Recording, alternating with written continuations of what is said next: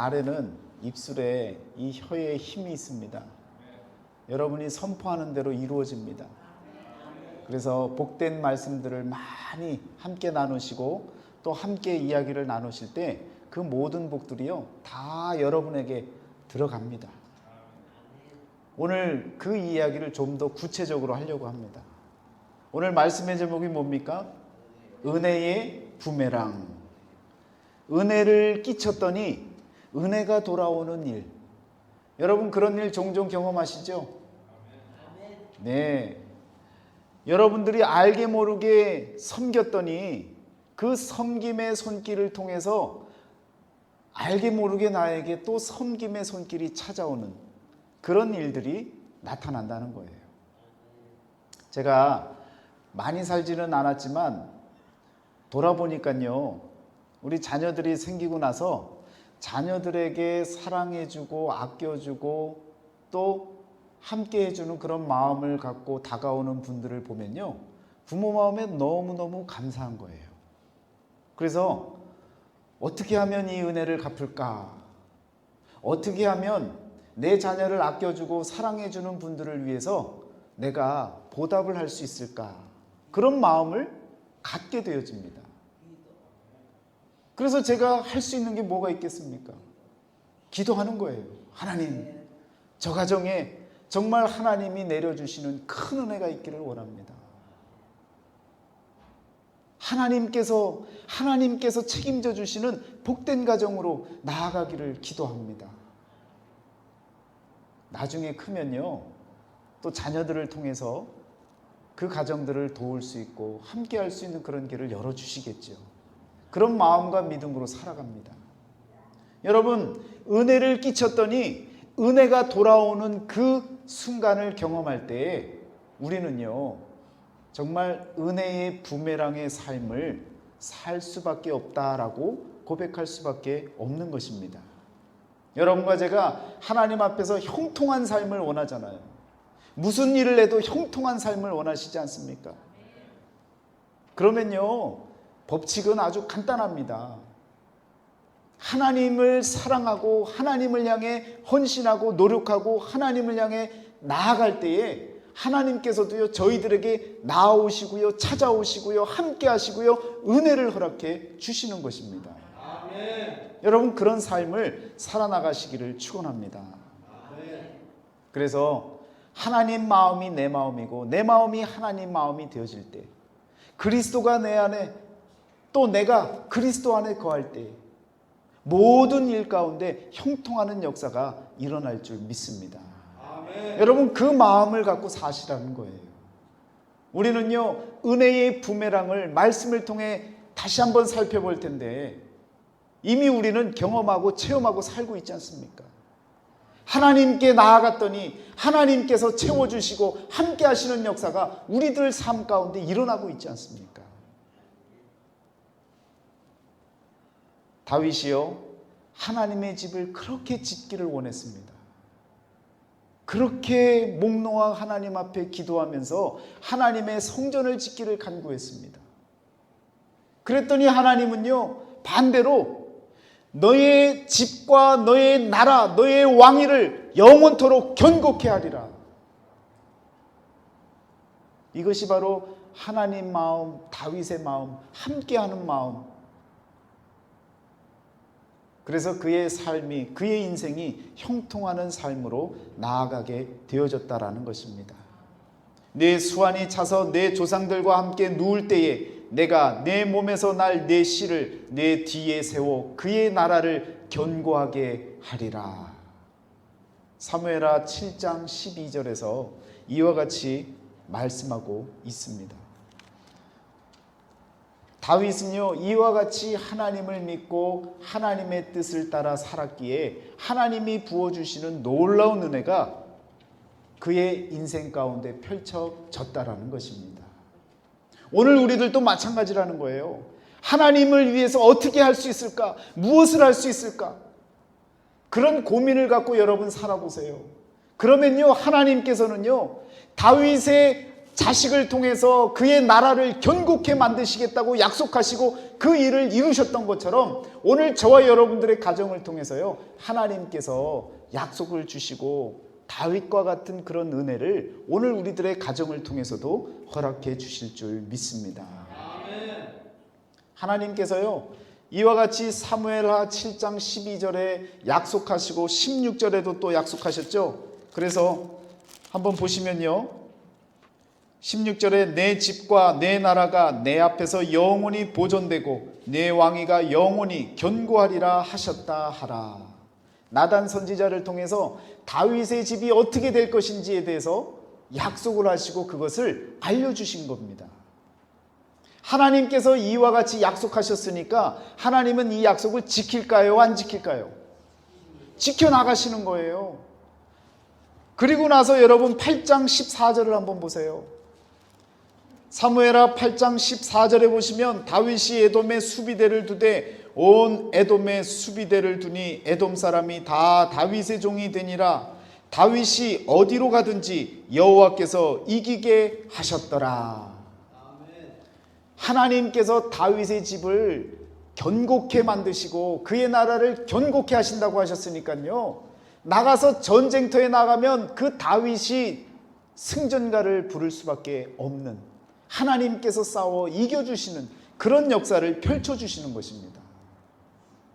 여러분이 하나님께 나아가고 하나님께 매달리고 살잖아요. 어디를 가시든지 하나님이 여러분의 삶에 승리로 이끌어 주실 줄 믿습니다. 이것이 우리들의 믿음인 거예요. 승전가를 부르고 그렇게 견고한 나라가 되어가는 그 모습을 다윗이 바라봤습니다. 그래서 국방력도 튼튼해졌고요, 어딜 가든지, 그래서 이스라엘 전체가 통일국가가 되어지고 아주 튼튼한 나라, 이웃 국가에서요 넘볼 수 없는 그런 아주 튼튼한 이스라엘 국가가 되어집니다. 하나님께서 그의 나라를 견고케 세워주신다고 약속하시기 때문에 그의 나라는요 강해질 수밖에 없는 것입니다. 그랬더니 다윗은요 또 하나님께 어떤 일을 고민하고 시작하는 거예요? 어떤 일을 고민합니까? 어떻게 하면 내가 하나님께 더 영광된 삶을 살 수 있을까? 하나님이 이 나라를 지켜주시는데 나는 왕으로서 무엇을 해야 할까? 백성을 돌아보기 시작하는 거예요.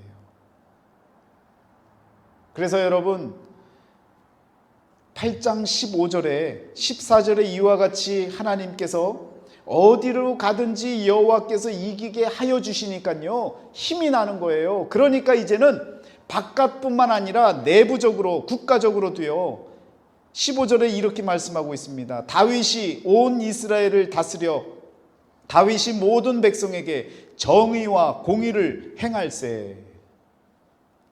하나님이 나라를 지켜주시니까 자신이 할 수 있는 일은 무엇이에요? 이제 그 안에, 그 이스라엘 나라 안에 모든 살아가는 백성들에게 하나님의 공의와 하나님의 정의를 실현시켜 나가는 거예요. 얼마나 여러분 벅찬 심정으로 왕위를 이어가고 또 국정을 바라보면서 힘이 나겠습니까? 이와 같이 하나님과 다윗의 이 끈끈한 이 관계, 우리들도 다윗과 같은 하나님과 끈끈한 관계가 되어지시면 우리의 고민을 하나님이 들어주시고요, 하나님이 원하시는 것을 우리가 살아갈 수 있는 그 길이 열려지는 것입니다. 작은 공동체, 가정에서도요 그와 같은 역사를 이루어 나가시기를 축원합니다. 정의와 공의를 행할세. 민생을 돌보고 국민들의 아픔을, 국민들의 어려움을 바라보면서 올바르게 하나님의 공의와 정의를 실천해 나가려고 하는 그런 노력이 다윗을 통해서 보여지고 있는 것입니다. 자, 그러고 보니까요 어떤 마음이 드느냐, 9장 1절을 보세요. 다윗이 이르되 사울의 집에 아직도 남은 사람이 있느냐? 내가 요나단으로 말미암아 그 사람에게 은총을 베풀리라. 돌아보기 시작하니까 내 과거도 돌아보는 거예요. 다윗이 자신의 과거를 돌아보니까 자신이 약속했던 요나단과의 약속이 떠오르는 거예요. 그래서 찾습니다. 내가 요나단으로 말미암아 그 사람에게 은총을 베풀리라. 다윗과 사울의 관계는요, 어떤 관계입니까? 사울이 다윗을 그렇게 죽이려고 쫓아다녔지 않습니까? 그 정도 됐으면요, 사울의 집안을 신경 쓰지 않아도 되는, 누구나 이해할 수 있는, 가만히 있어도 다윗은요 그냥 성군이 되어집니다. 그런데 지금 사울의 집에 남은 자가 있냐고 묻고 있는 거예요. 왜?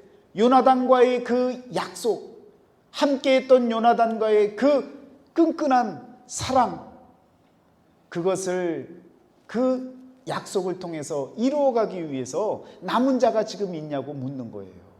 이것이 바로 다윗의 인격입니다.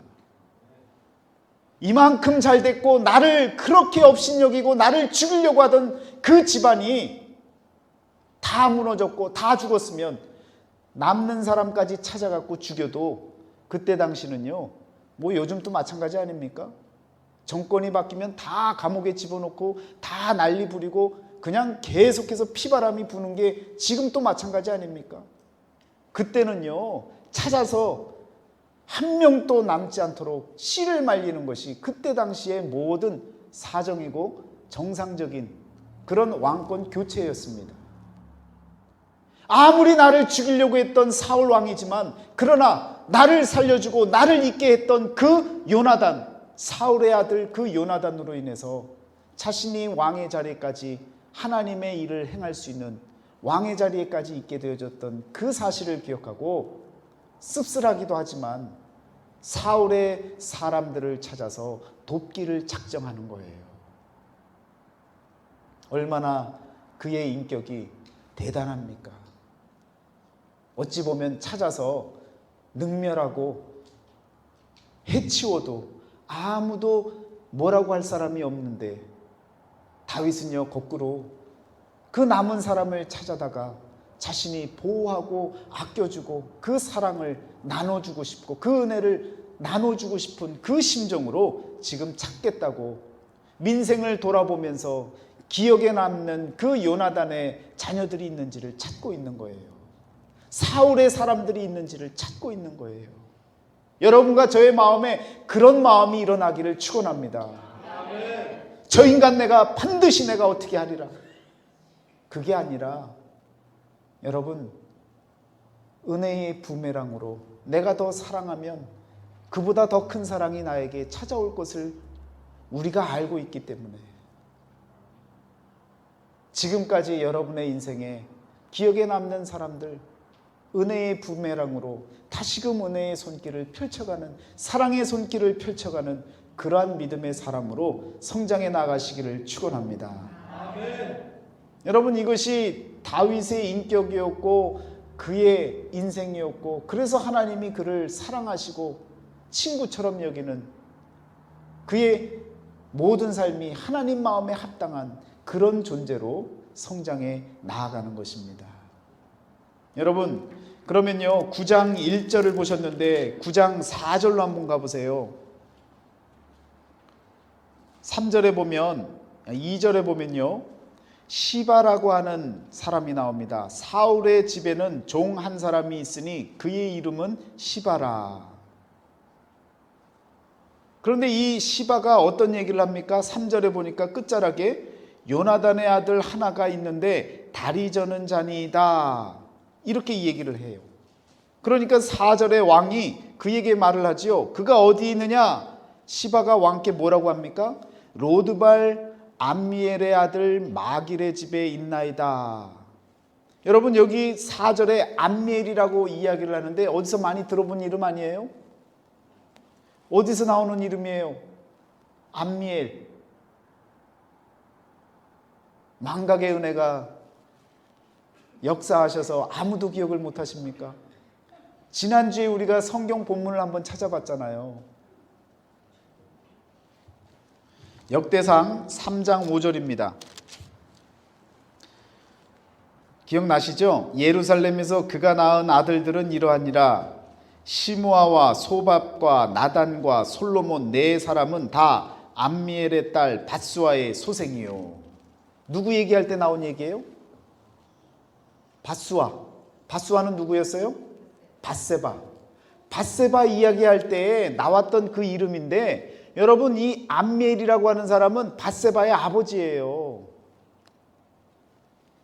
지난주에 말씀드렸잖아요. 우리아의 아내라고 하는 그 사실을 다윗은 알고 있었다고 했어요? 모른다고 했어요? 알고 있었었다고요. 왜? 그의 아버지 이름이 여기도 또 나오잖아요. 그만큼 영향력이 있는 사람들이었다고요. 암미엘의 그 집에, 그 아들의 마길이라고 하는 아들의 집에 있는 그 무비보셋이 다윗에 의해서 왕궁으로 들어오게 되어집니다.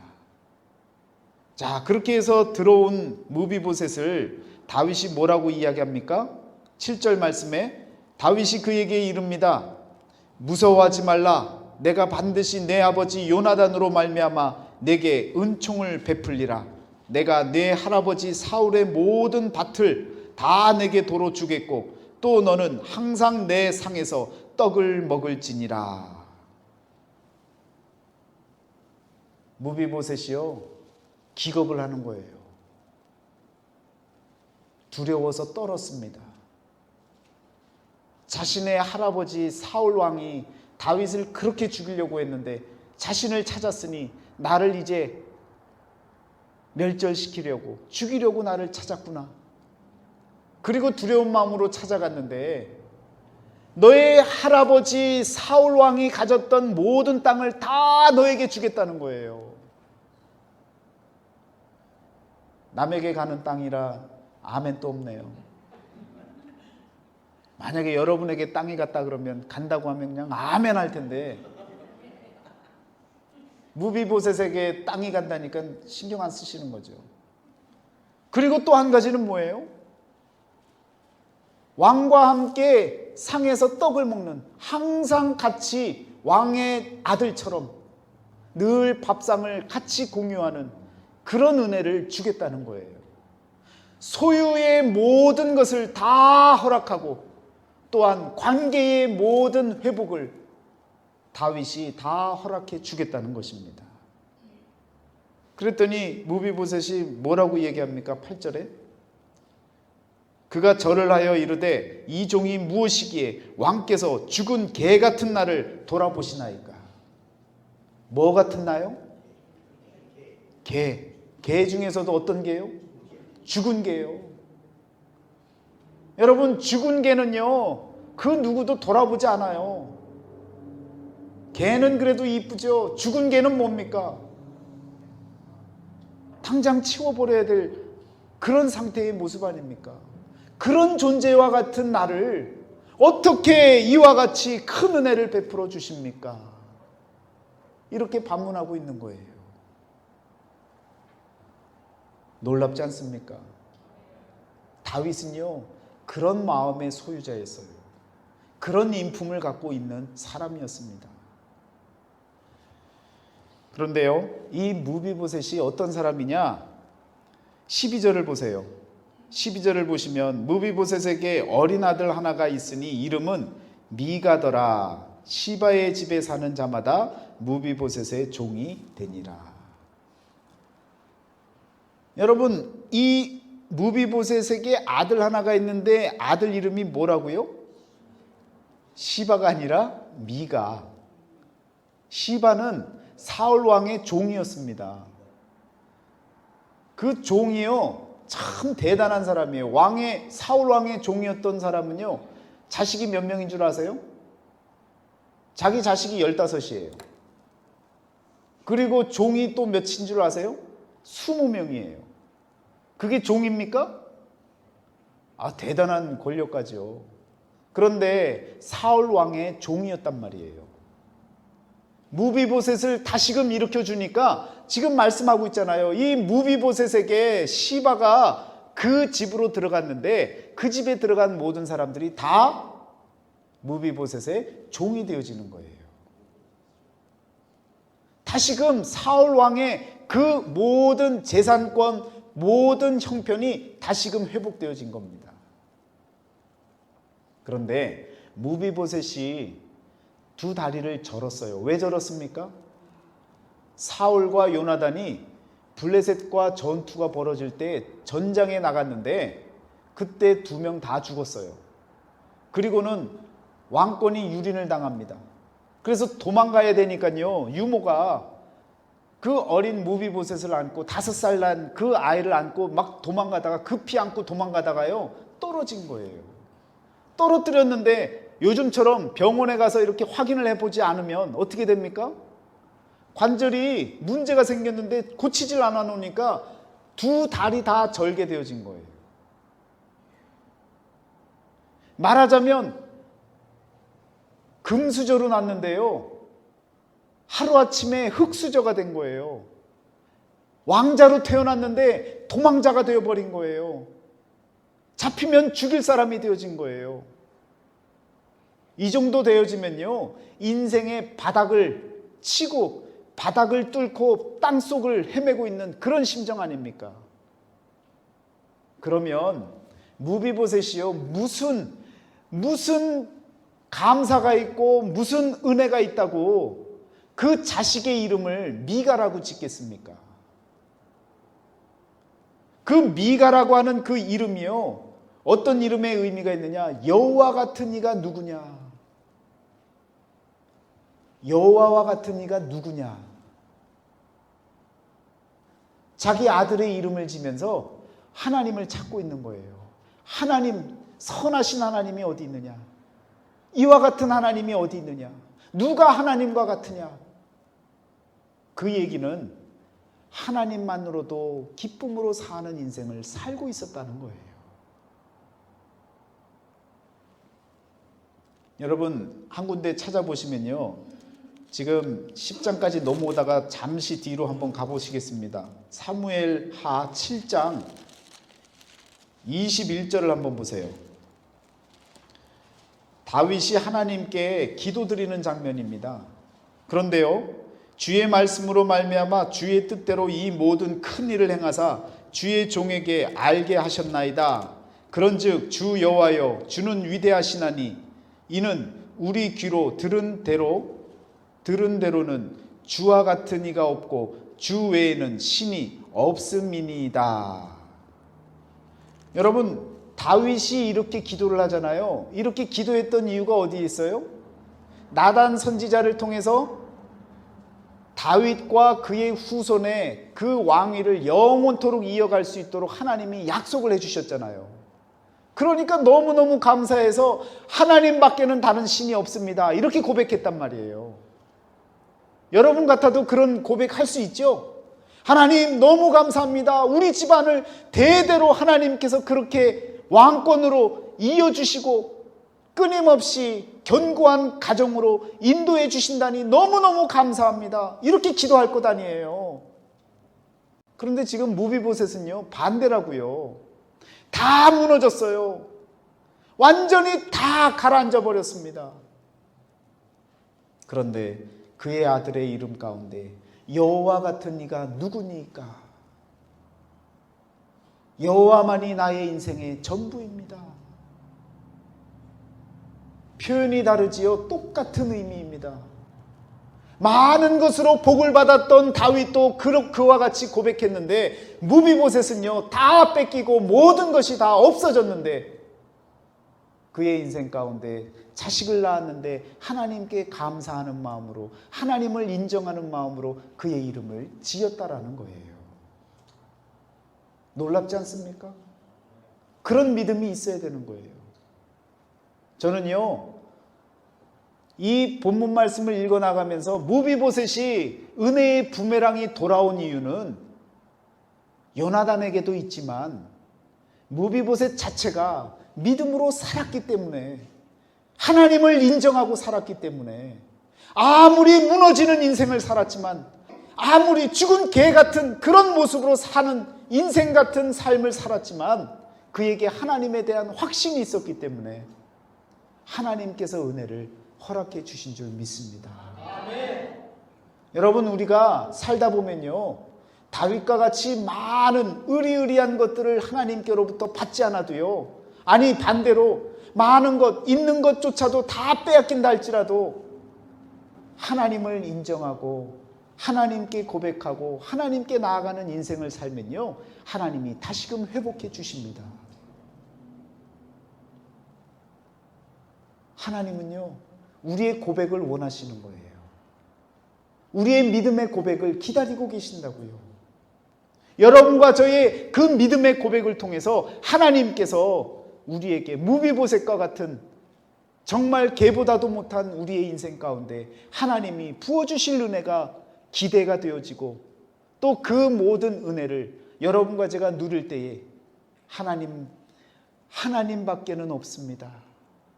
하나님과 같은 이가 어디 있습니까? 라고 고백할 수 있는 이 무비보셋과 같은 고백이 있어지기를 축원합니다. 아멘. 여러분, 은혜의 부메랑은 이와 같이 돌아오는 겁니다. 요나단의 그 신앙, 무비보셋의 아버지였던 그 요나단이 하나님 앞에 보여줬던 그 신앙, 그 믿음, 그것으로 인해서 그 사랑의 손길로 다윗에게 나아갔던 그 사랑이 결국은 자식에게 돌아가는 거예요. 여러분, 이 말씀을 통해서 우리가 알 수 있는 건 뭐냐? 부모가 되어줬잖아요. 우리는요, 자식들을 위해서 기도하는 거예요.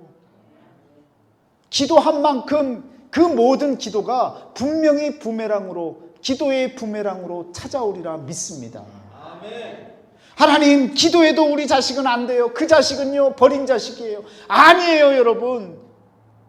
아무리 관계가 틀어지고 안 좋은 모습이다 할지라도 여러분과 제가 하나님 앞에 목 놓아 기도하고 매달리면요, 그 기도는요, 부메랑으로 분명히 돌아가는 거예요.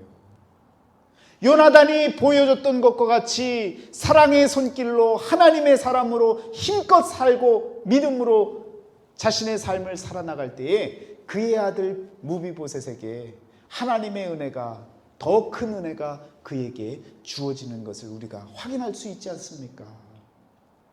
여러분, 기도 많이 하시길 바랍니다. 하나님께 헌신 많이 하시길 바라요. 목사님, 아유, 제 몸이 안 좋아요. 아파요. 형편이 아닙니다. 아니에요. 하나님은요, 뭐 대단한 엄청난 것을 원하시는 것이 아니에요. 과부의 2 렙돈을 하나님이 기뻐하신 것과 같이 내가 살아가고 있는 내 삶 가운데 내가 할 수 있는 최선의 삶을 하나님께 올려드릴 때에, 내 인생에 헌신할 수 있는 것을 하나님께, 내 탤런트를 갖고 하나님께 드릴 때에 하나님이 기뻐 받으시고 은혜의 부메랑을 다시금 우리에게 허락해 주실 줄 믿습니다. 아멘. 희생해야 되는 거예요. 그래야 우리의 자녀들이 복을 받는 거예요. 여러분, 그런 희생이 있어야 하나님이요, 희생의 부메랑을 허락해 주셔서 우리 하나님이 저와 여러분들의 가정을 위해서 또다시 하나님의 희생이 우리에게 나타나는 겁니다. 얼마나 쉬운 법칙입니까? vending머신에다가요, 동전을 넣고요, 물건이 나오듯이요, 오늘 우리들이 하나님께 헌신하고 기도하고 하나님께 매달린 만큼 하나님은요, 우리 사랑하는 자녀들의 가정에 부어주시고 채워주시고 넘쳐나게 하는 은혜가 있는 줄 믿습니다. 아멘. 이것이 바로 은혜의 부메랑입니다. 우리가 끊임없이 던져야 하고 또한 받아야 할 것이 바로 은혜의 부메랑입니다. 여러분, 저주하지 마세요. 저주하면요, 그 저주가 더 크게 우리에게 찾아오는 거예요. 무비보셋이요, 참 기구한 인생 사는 겁니다. 자, 이렇게 되고 나서 어떤 일을 또 겪게 되는지 보세요. 자, 함께 한번 보시겠습니다. 어디를 보시느냐? 사무엘하 이제서야 어디로 가느냐? 16장으로 가보세요. 다윗이요, 하나님께 죄를 졌잖아요. 공의와 정의를 지키려고 애쓰다가 밧세바를 범했지 않습니까? 경솔하게 밧세바를 범하고 그리고 나서 그 죄로 인해서 재앙을 받지 않습니까? 그 재앙을 받은 그 내용이 무엇이었어요? 첫째 아들 암논이 그 동생, 이복 동생, 그 누이 다말을 범하게 만듭니다. 그랬더니 이 압살롬이요, 자기 동생을 겁탈한 이 암논을 어떻게 합니까? 가만히 있어라, 내가 복수하겠다 라고 해놓고는요, 말씀해 보니까 2년 동안 기다려요. 가만히 있어요. 그러니까 이 암논이요, 아무 일 없는 줄 알고, 자기에게 아무 죄가 없는 줄 알고 그냥 돌아다니는 거예요. 그러던 어느 날 압살롬이 초청을 하는 거예요. 2년이 지나서 초청을 해갖고요, 부하를 통해서 칼로 찌르게 만듭니다. 다윗의 자식들 간에 칼부림이 난 거예요. 죽고 나서 이 압살롬이 어떻게 합니까? 도망가는 거예요. 그술이라고 하는 지역으로 도망을 갔습니다. 도망가서 몇 년을 있었느냐? 숨어서 3년을 지내는 거예요.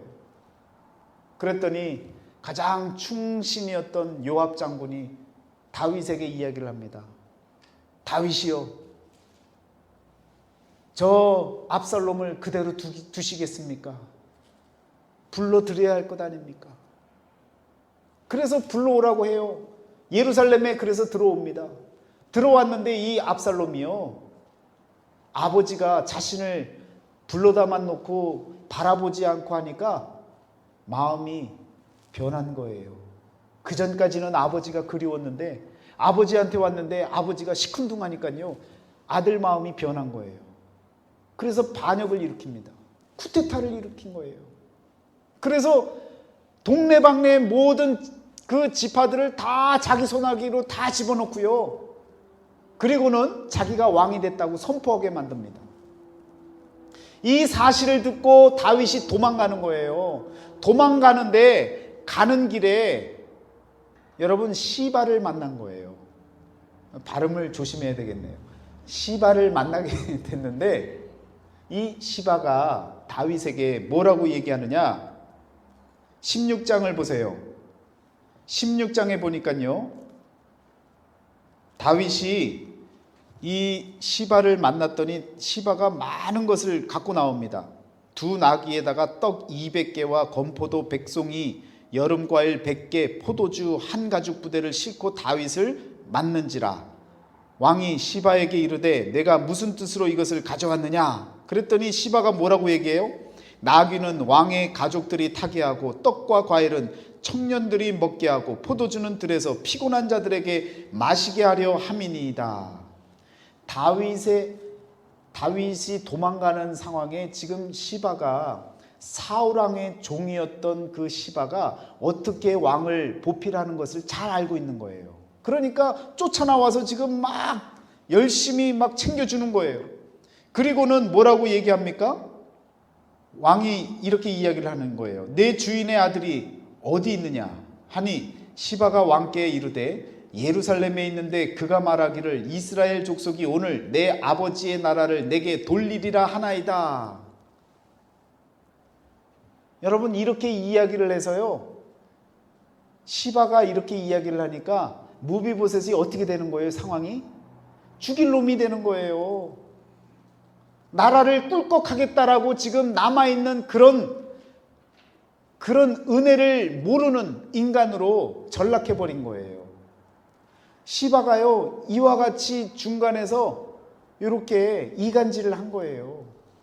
이간질을 하고 다윗에게 그렇게 그냥 갔다가 다 주고 조심히 가십시오라고 해놓고는요, 이 시바는 어디로 가는 줄 아세요?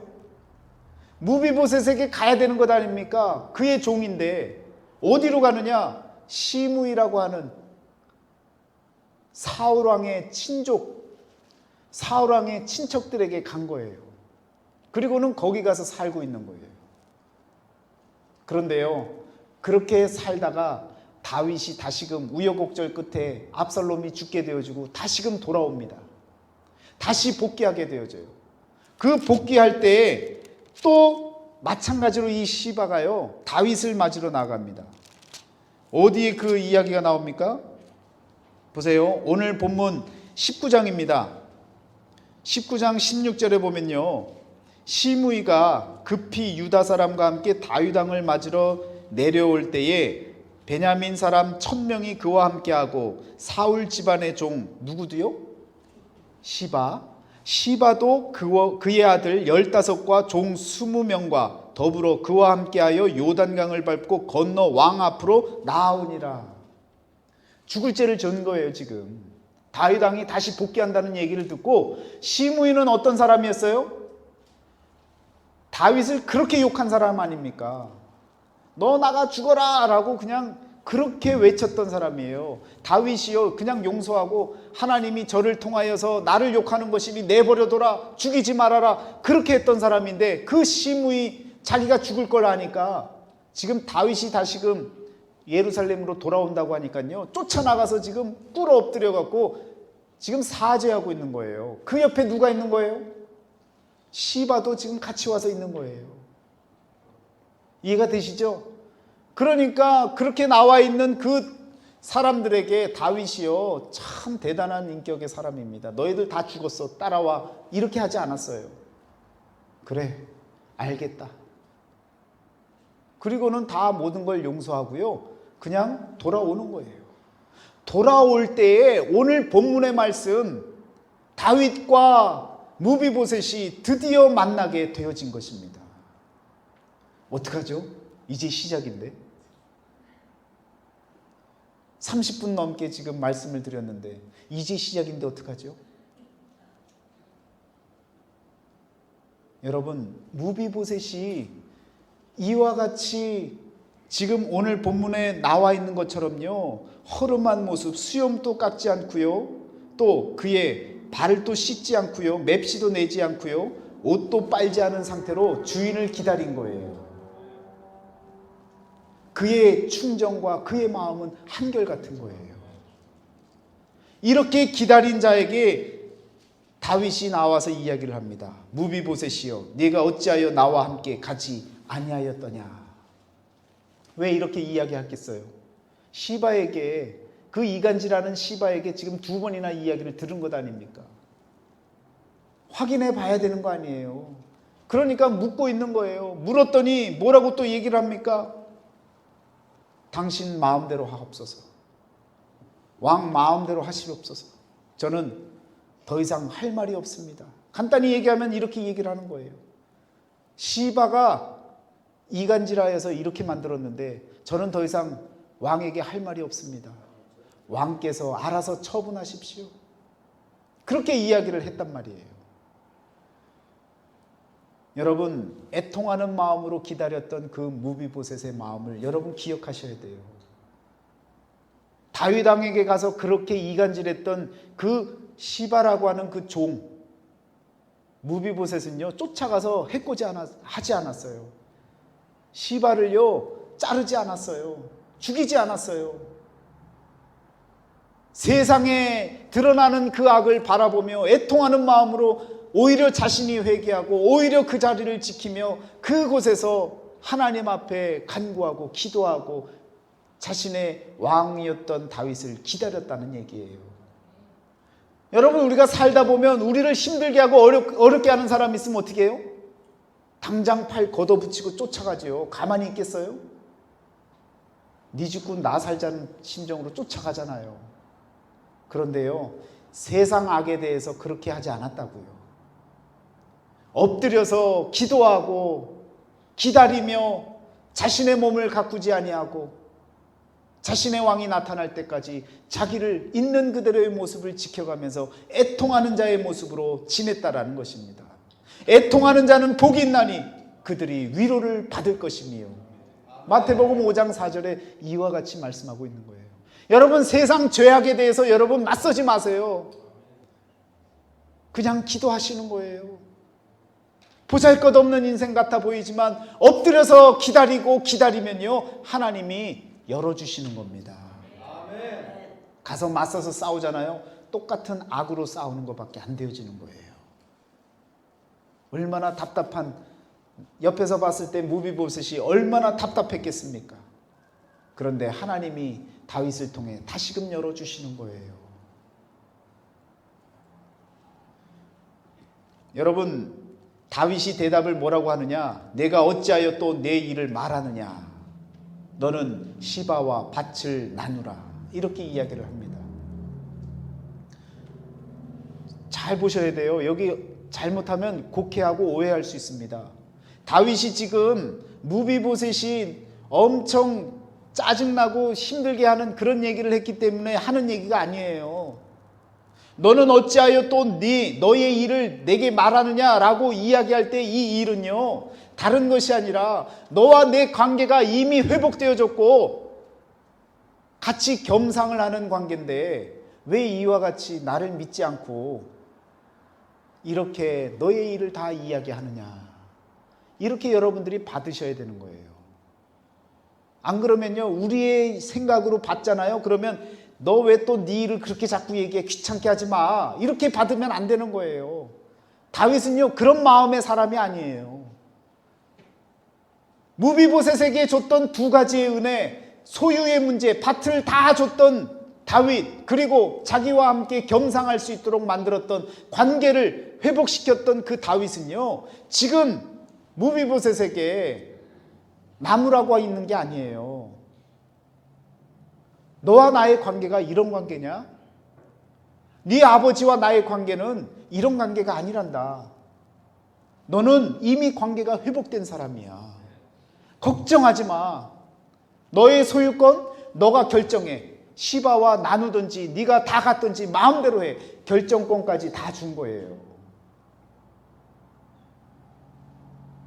그래서 여러분, 말씀을 읽어가시면서 내 생각대로 내 편의대로 생각하면요, 다윗의 그 올곧고 바른 마음을 무시해버리면요, 내 생각처럼 이해해버리면 엉뚱하게 해석하는 거예요. 오늘 우리들도 마찬가지입니다. 무비보셋과 같은 인생이 될 때가 많아요. 하나님이 저와 여러분의 관계를 다 회복시켜 주셨고 구원해 주셨고 하나님의 자녀라고 약속해 주셨는데 자꾸 과거에 얽매이고 환경에 얽매여서 자꾸 하나님 저를 자녀 삼아 주세요. 자꾸 두려운 마음으로 그렇게 고백할 때가 있어요. 하나님은요, 저와 여러분을 하나님과 자녀의 관계로 삼아 주셨다고요. 그 믿음을 갖고 여러분 믿음으로 살아나가시기를 축원합니다. 이미 우리는 하나님의 자녀입니다. 아바 아버지라고 부를 수 있는 하나님의 자녀들이십니다. 마음껏 하나님의 그 왕 되신 하나님의 그 권능과 그 왕위를, 그 왕권을 여러분들과 제가 누려야 될 줄 믿습니다. 다시 처음으로 돌아가면요, 하나님 앞에서 저와 여러분들이 형통하려면 하나님의 마음을 아셔야 되는 거예요. 하나님은 우리의 마음을 알고 계세요. 이심 전심이라고 하는 말이 있지 않습니까? 서로 마음이 잘 통한다는 거 아니에요. 마음이 잘 통해야 형통하는 거예요. 하나님과 마음을 함께 교통하시기를 축원합니다. 그 마음을 통해서 여러분이 고민하는 것 하나님이 다 아시고 하나님이 해결해 주시는 그런 믿음의 삶을 살아나가시기를 축원합니다. 무비보셋이 다윗을 두려워했잖아요.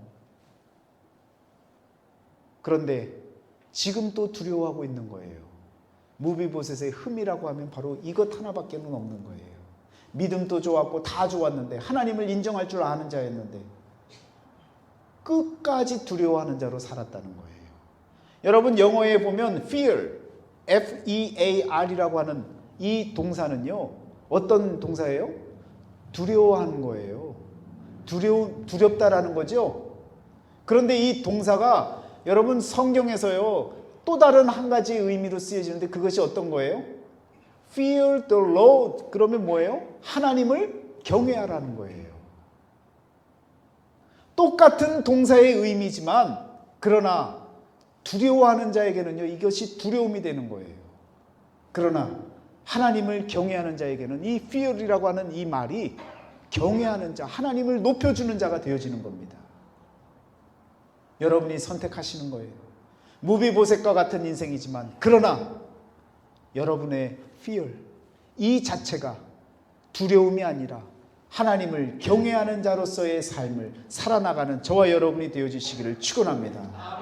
이제는요, 은혜를 날마다 끼치는 삶을 사시길 바라요. 그 은혜가, 끼쳐진 그 은혜가 저와 여러분들의 인생에 다시금 찾아오는 더 큰 은혜로 바뀌어서 돌아올 줄 믿습니다. 기도하겠습니다.